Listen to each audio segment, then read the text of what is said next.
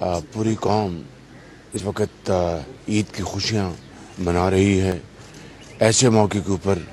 हमें अपने उन भाइयों और बहनों को हमेशा याद रखना चाहिए जिनके पास वसाइल नहीं हैं। अल्लाह ताला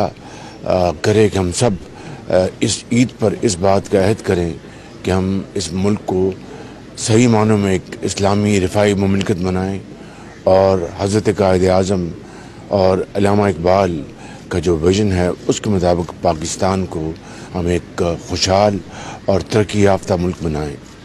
आइए हम सब मिलकर ये अहद करें कि दुखी इंसानियत के हम सरों पर दस्त शफ़क़त रखें और ऐसे मौके के ऊपर अपने कश्मीरी भाइयों और फ़लस्तीनी भाइयों को याद रखें जो आज भी जुल्म सह रहे हैं और आज भी फ़लस्तीन में बेगुनाह फ़लस्तीनियों का खून बह रहा है। आइए हम सब मिलकर इस जबर और जुल्म को बंद कराने के लिए भरपूर अपनी आवाज़ उठाएं और पाकिस्तान को